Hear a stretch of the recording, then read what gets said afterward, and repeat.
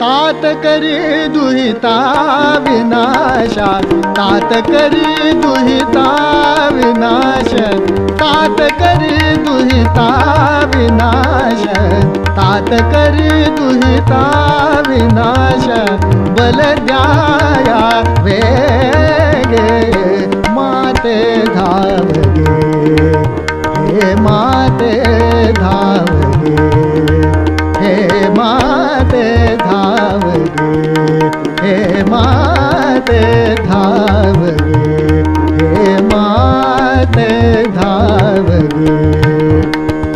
तात करी दुहिता विनाश, तात करी दुहिता विनाश,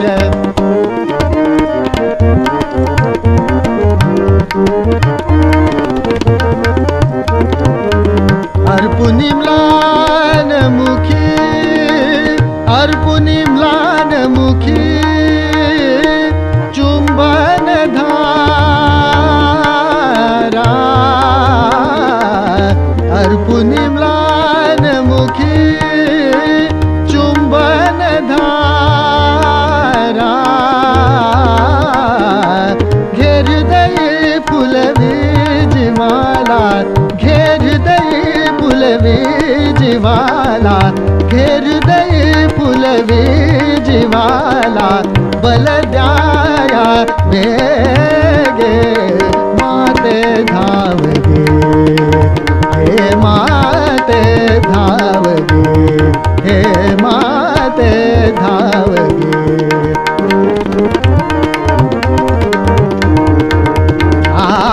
तात करी दुहिता,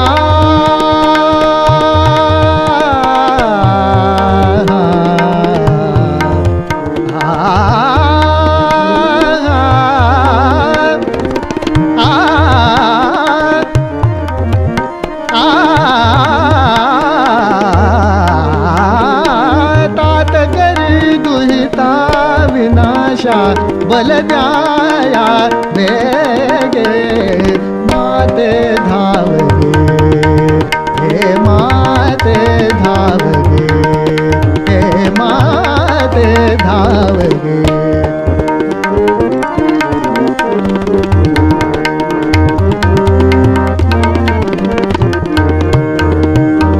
अर्पुनी म्लान मुखी,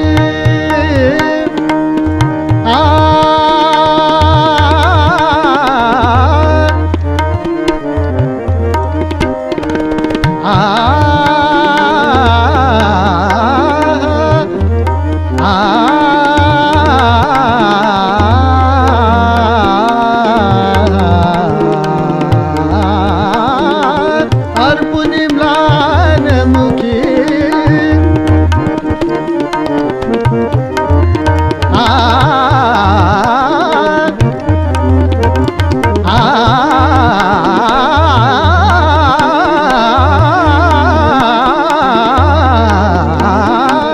अर्पुनी म्लान मुखी, चुंबन धारा,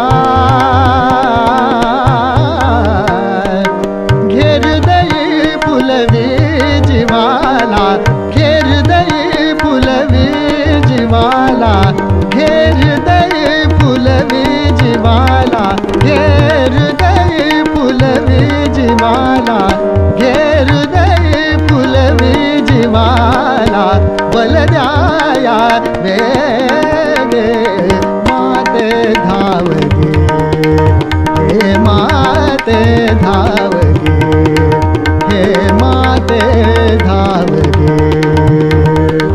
तात करी दुहिता,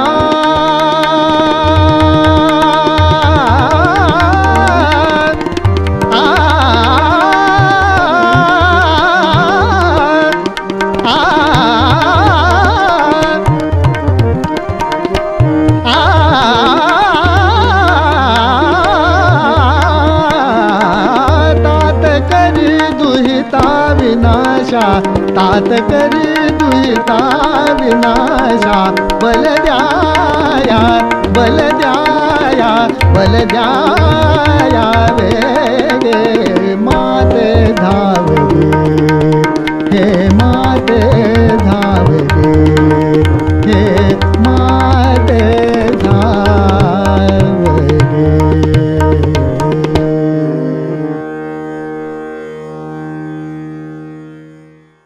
नमस्कार मंडळी, गंधर्वांच्या दुसऱ्या पर्वाच्या या शेवटच्या भागात तुमच्या सगळ्यांचं मनपूर्वक स्वागत. आता शेवटचा भाग म्हटल्यानंतर तुम्हाला सगळ्यांना असा ओ असा फील आला असेल, परंतु आहेच हा शेवटचा भाग. आपण त्याला आता काही करू शकत नाही आहोत. सध्या महाराष्ट्रामध्ये जितके गंधर्व झाले, आपण पहिल्या पर्वामध्ये 3 गंधर्व आणि ह्या पर्वामध्ये 3 गंधर्व असे आपण बघितले. आपण त्यांच्या गायकीचं विश्लेषण केलं, तुम्हाला त्याची सौंदर्यस्थळं समजावून सांगितली, आनंददादाचं अप्रतिम गाणं ऐकलं. तसंच ह्या भागामध्ये सुद्धा आपण महाराष्ट्राचे अत्यंत लाडके आणि गुरुतुल्य आणि दिग्गज आणि ज्यांचं आपण असं म्हणू की सूर हा जणू काही त्यांना प्रसन्न झालेला होता, असे गंधर्व ते म्हणजे पंडित कुमार गंधर्व ह्यांच्या. आता कुमार गंधर्वांच्या गायकीचं विश्लेषण करणार आहोत असं म्हटलं तर ते सपशेल चुकीचं वाक्य आहे. त्यामुळे मी हे वाक्य अजिबात म्हणत नाहीये इथे.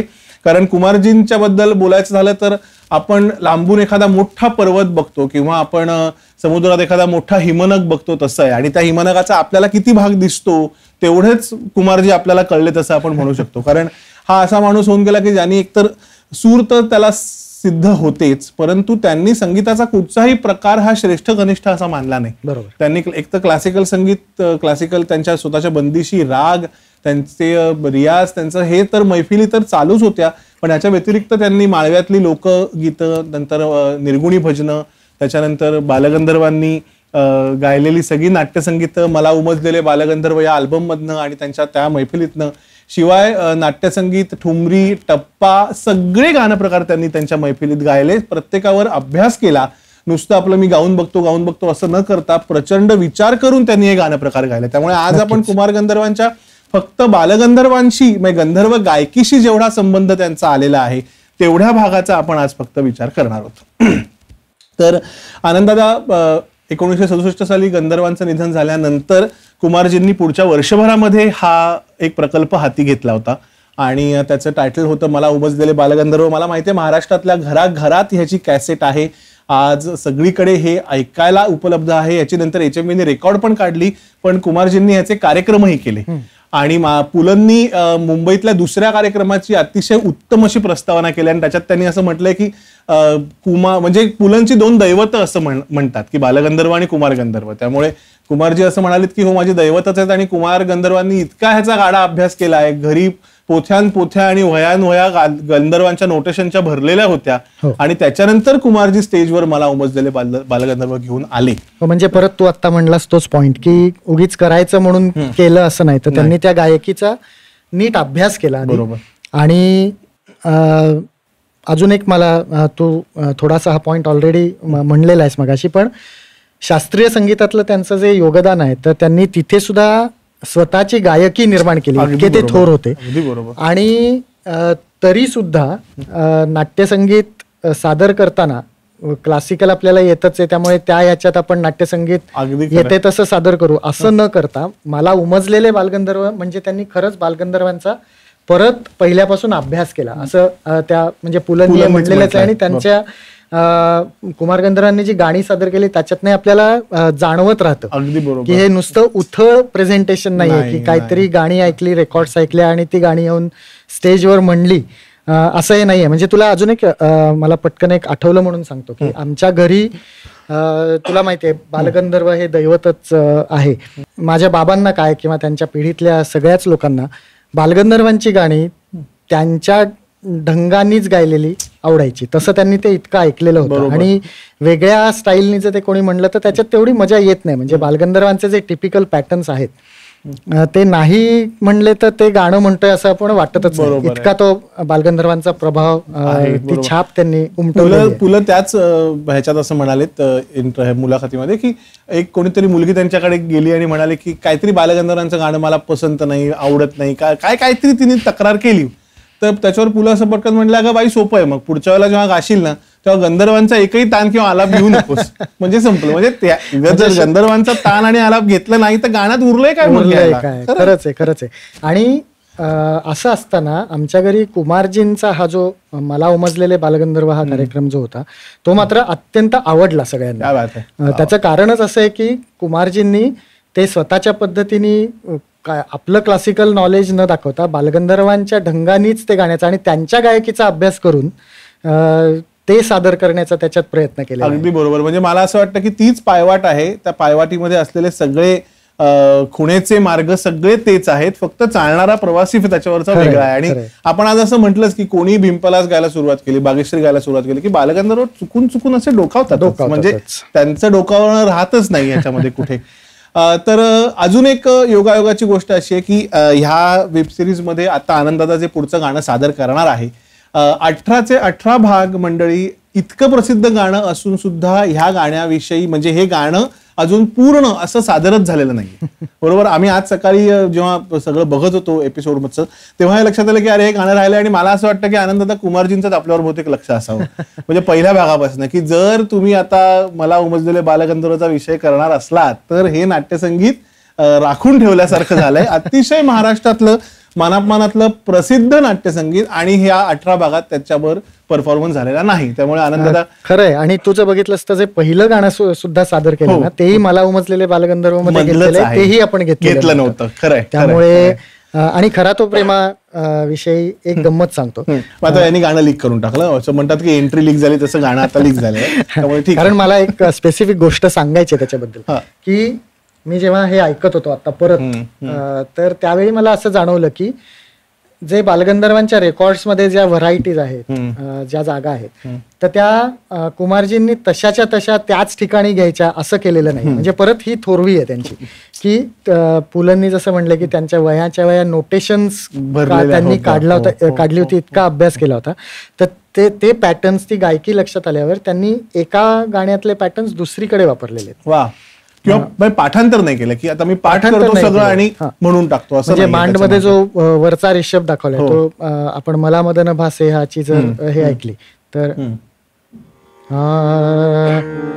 भामामना या भामामना या भामामना ही जी रिषभाची जागा आहे तर खरा तो प्रेमा हा मांडच आहे. तर खरा तो प्रेमा नाधरी लोभ मनी, तर ही जागा तिथेही बरोबर जाते. तर म्हणून मला नेहमी, म्हणून जे आपण आता मगातपासून म्हणतोय की ही कॉपी नाहीये, त्या गायकीचा अभ्यास आहे. आणि त्याच्यात कुमारजींनी स्वतःची घातलेली अतिशय अप्रतिम अशी प्रतिभा पण आहे. नक्की नक्की. तर खरा तो प्रेमा सादर करतो थोडं.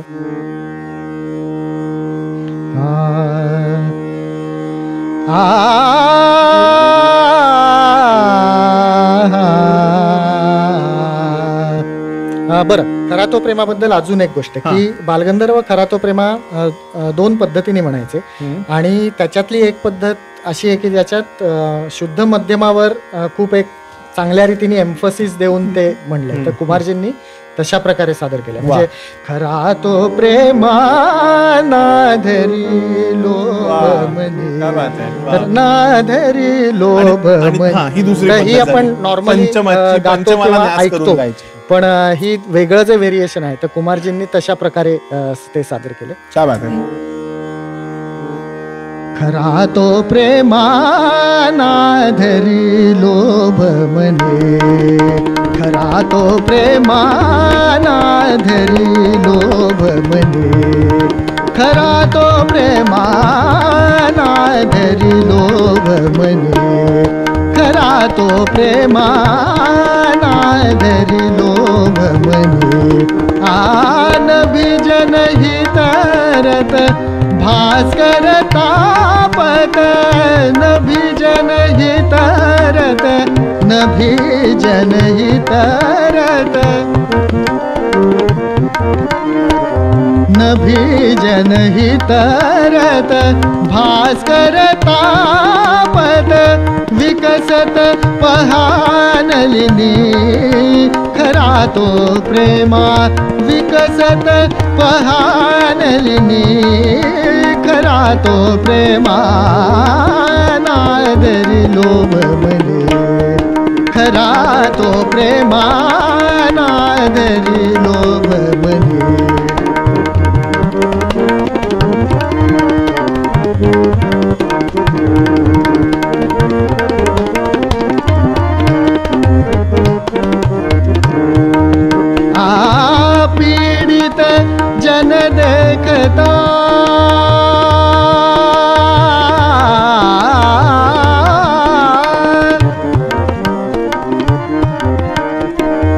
सुखा त्याग दया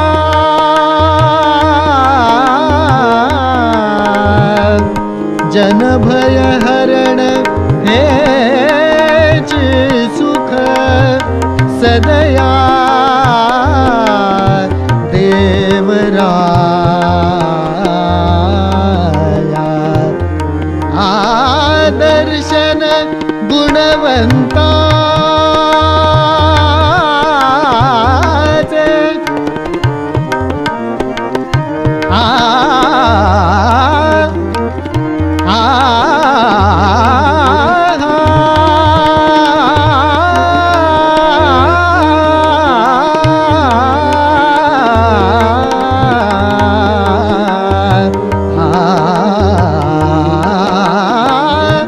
दर्शन गुणवंताचे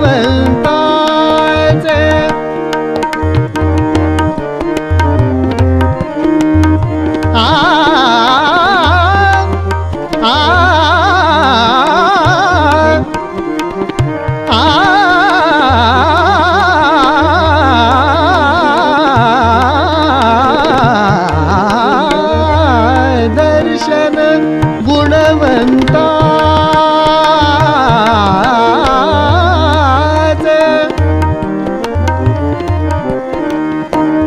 नाचवी प्रेम लहरी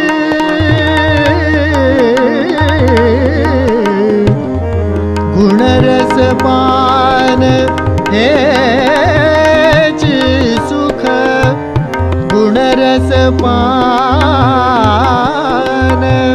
हेच सुख प्रेमतया नावजने आनाधरी लोभ मने प्रेमा नाधरी लोभ मने प्रेमा नाधरी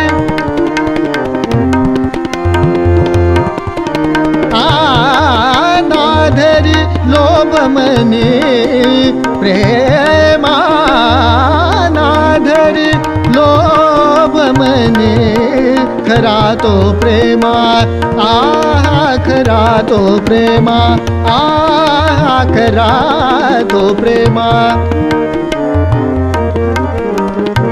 आहा खरा तो प्रेमा नाधरी लोभ मने खरा तो प्रेमा नाधरी लोभ मने खरा तो प्रेमा नाधरी लोभ मने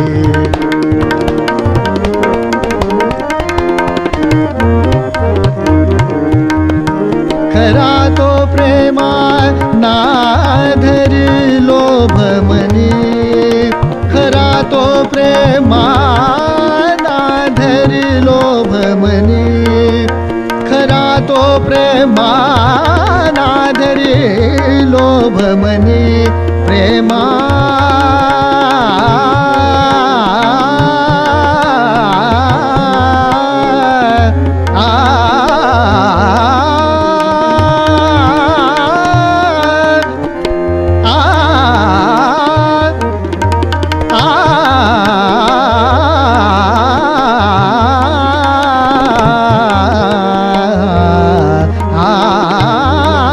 नाधरी लोभ मने खरा तो प्रेमा नाधरी लोभ मने खरा तो प्रेमा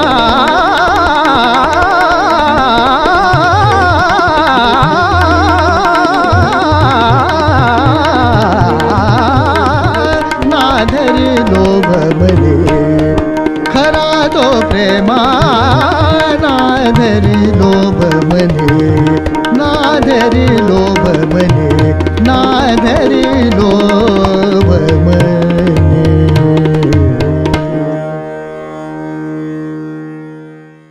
वा वा क्या बात आहे आनंद दादा.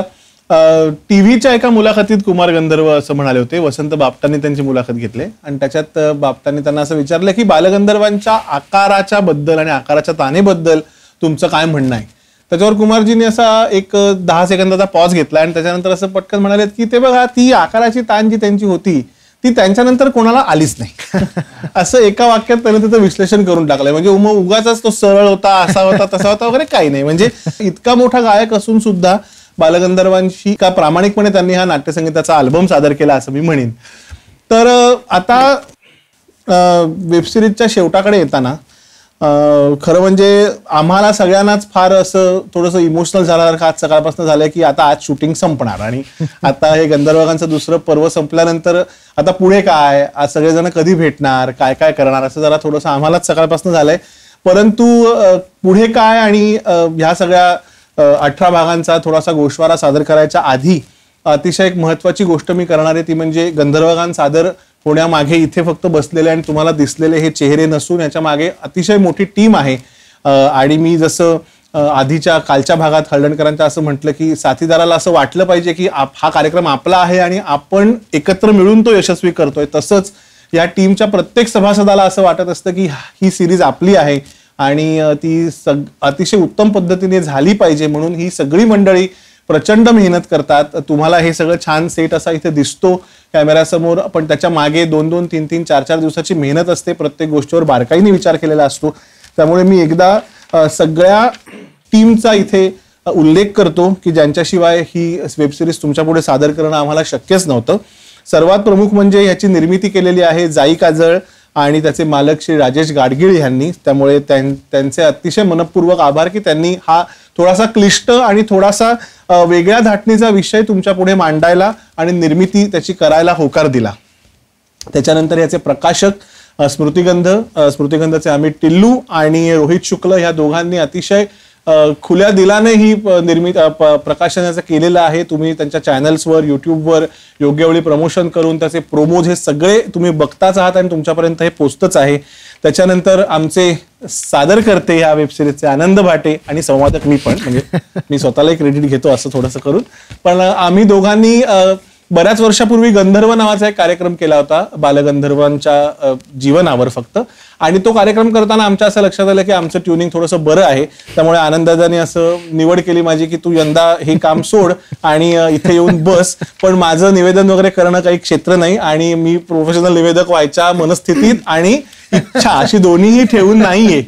नाही, कारण हा मला सकाळी फोन करतो आणि कसं सांगतो माहितीये का मंडळी की हे बघा मला काय वाटतं ना की आपण असं असं करूया, मी हे गातो, ही आजच्या याच्याची गाणी आणि ह्याच्या अनुषंगाने तू बोल. म्हटलं अरे हे सगळं प्रोफेशनल निवेदक अशी बोलतात असो की नाही, मी तसा नाहीये, त्यामुळे अशी काही माझी इच्छाही नाहीये.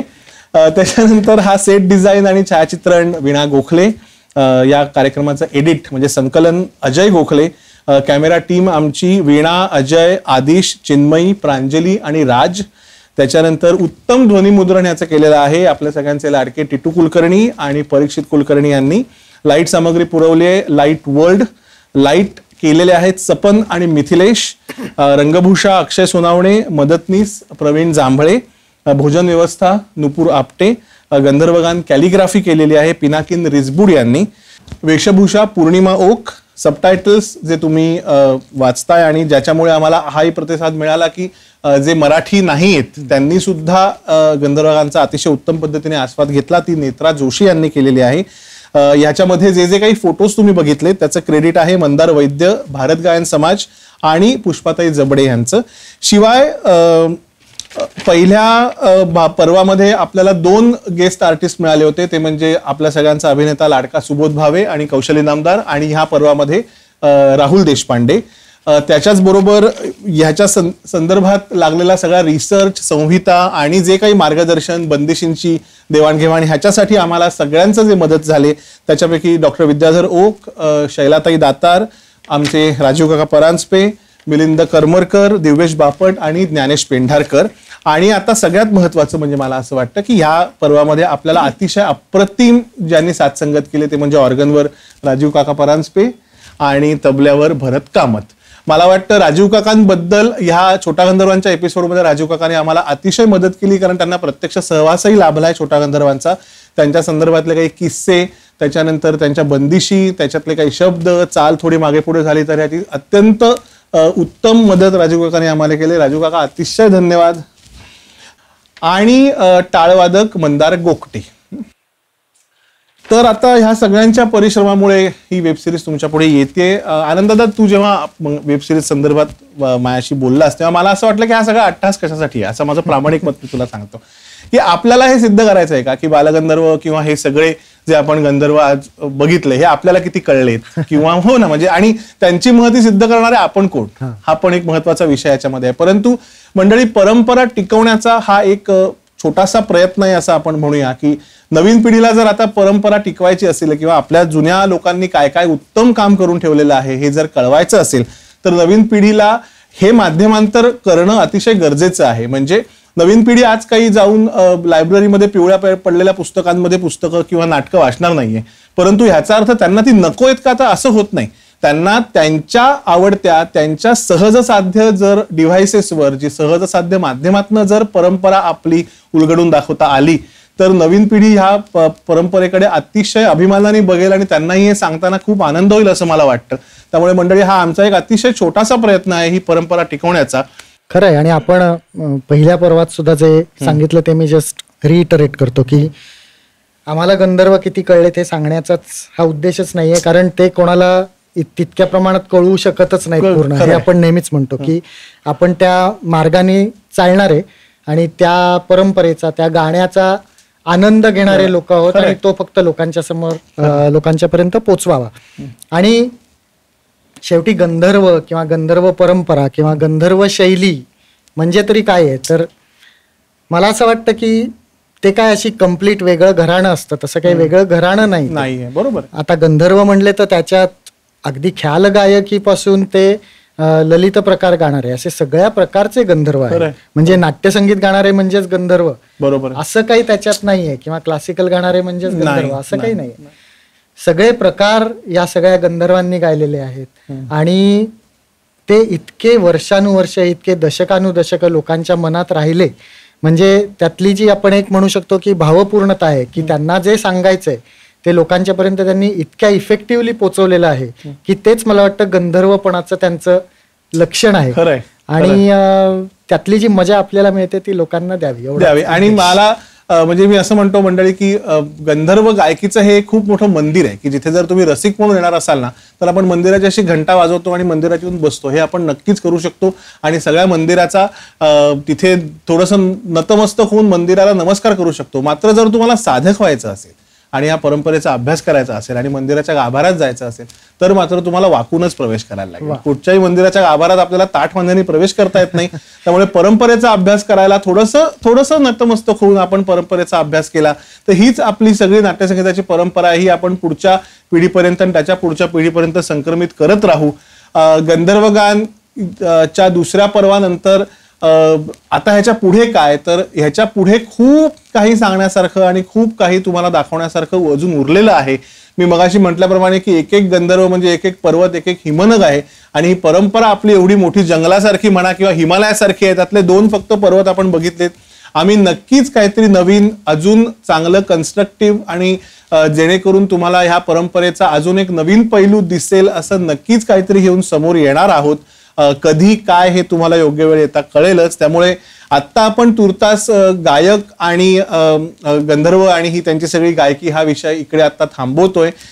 तुम्ही रसिकांनी मंडळी अतिशय भरभरून या वेबसिरीजला प्रतिसाद दिलेला आहे. आम्हाला कमेंट्सवरनं तुमच्या कळतंय, अक्षरशः आपण एखादा निबंध लिहितो तशा कौतुकाच्या कमेंट्स आम्हाला आल्या आहेत. तर असाच तुमचा आशीर्वाद, तुमचा लोभ आमच्यावर राहू दे. जर काही खटकलं तर ते सुद्धा मोकळ्या मनानं सांगा. अगदी आम्ही पुढच्या आमच्या प्रयत्नामध्ये ती काही चुका जर झाल्या असतील तर त्या नक्कीच आवरून घ्यायचा प्रयत्न करू. आणि बालगंधर्वांचीच एक भैरवी आहे जी आपण खरं म्हणजे पहिल्या पर्वाच्या 8व्या भागात घेतलेली होती, पण आम्हाला दुसरी कुठची ह्याच्यापेक्षा वेगळी आणि ह्या सगळ्या वेबसिरीजच्या आत्ता सांगता करायला सुंदर अशी भैरवीच मिळाली नाही. त्यामुळे आम्ही परत ठरवलंय की ह्याच भैरवीने आपण ह्या वेबसिरीजची सांगता करणार आहोत. आमच्या सर्व टीमच्या वतीने तुमच्या सर्वांचे मनपूर्वक आभार आणि असंच आमच्यावर प्रेम राहू दे. धन्यवाद. धन्यवाद.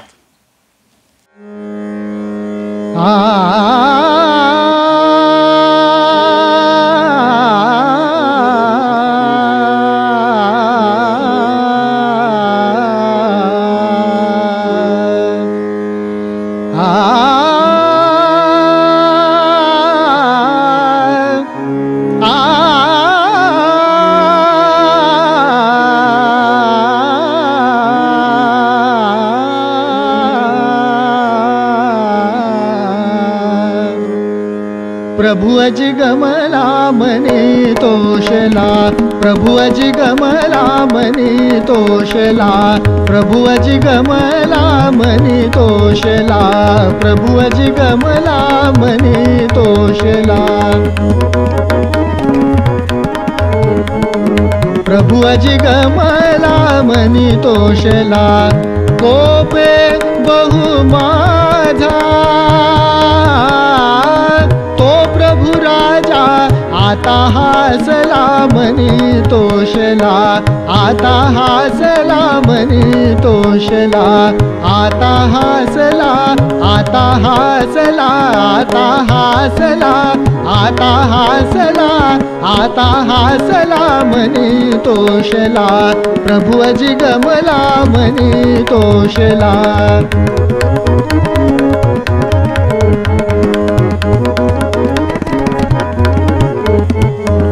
मृतची हृदय होते नाथ हे पूर्ण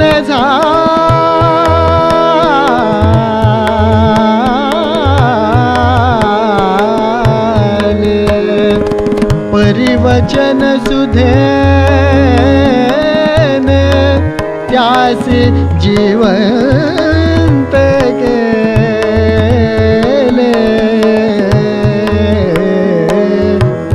अमृत मधुर शब्दा त्या पुन्हा ऐकण्यात श्रवणी सकल माझी शक्ती एकत्र होते, प्रभु अजी गमला मनी तोषला, प्रभु अजी गमला मनी तोषला, प्रभु अजी गमला मनी तोषला, प्रभु अजी गमला मनी तोषला,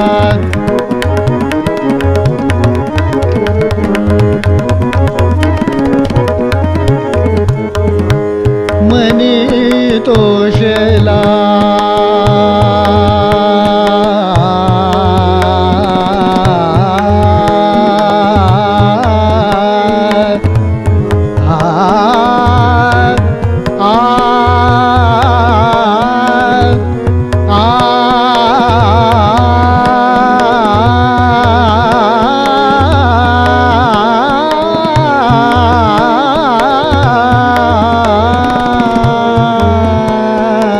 प्रभु अजी गमला मनी तोषला,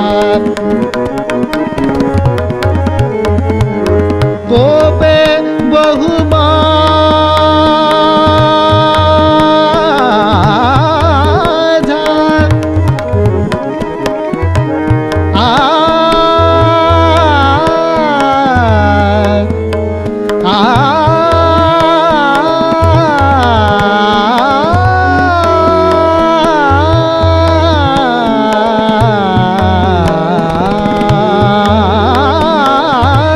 कोपे बहु माझा,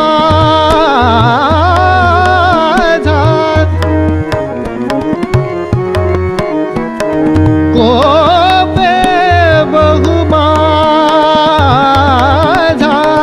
तो प्रभु राजा, तो प्रभु राजा, तो प्रभु राजा, तो प्रभु राजा, तो प्रभु राजा आता हासला मनी तोषला, आता हासला, आता हासला, आता हासला मनी तोषला, मनी तोषला, मनी तोषला, मनी तोषला, मनी तोषला, मनी तोषला, प्रभु अजी गमला मनी तोषला,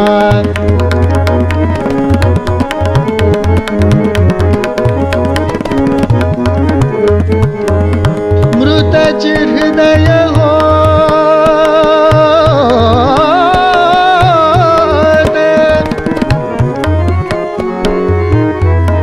नाथ हे पूर्ण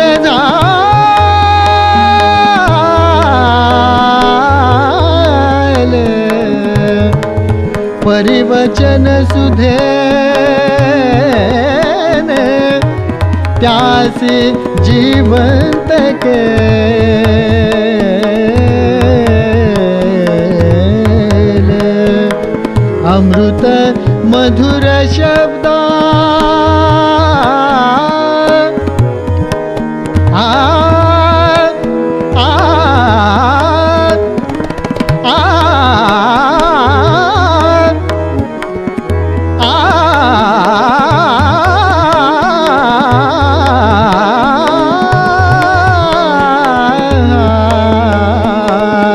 अमृत मधुर शब्दा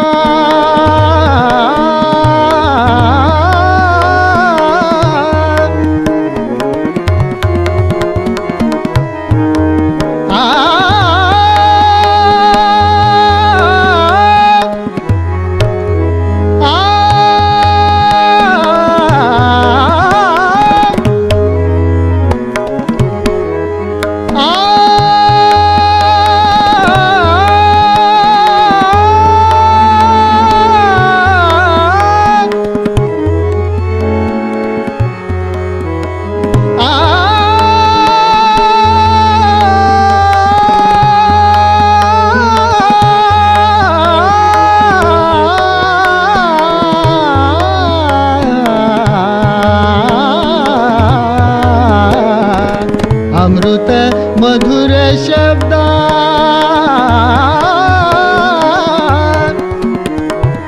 त्या पुन्हा ऐकण्यात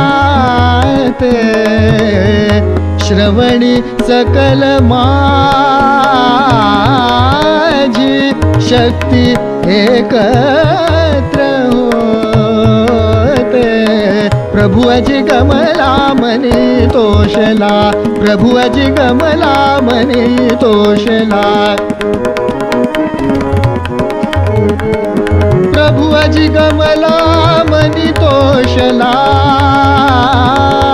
प्रभु अजी कमला मनी तोषला, प्रभु अजी कमला मनी तोषला, प्रभु अजी कमला मनी तोषला, प्रभु अजी कमला मनी तोषला, मनी तोषला, मनी तोषला, मनी तोषला,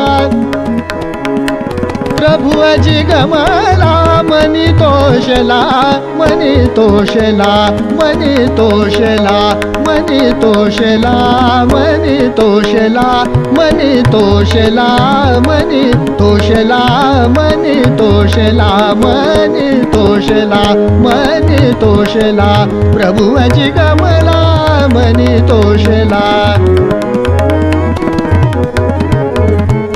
प्रभु अजी कमला, प्रभु अजी कमला, प्रभु अजी कमला, प्रभु अजी कमला, प्रभु अजी कमला, प्रभु अजी कमला,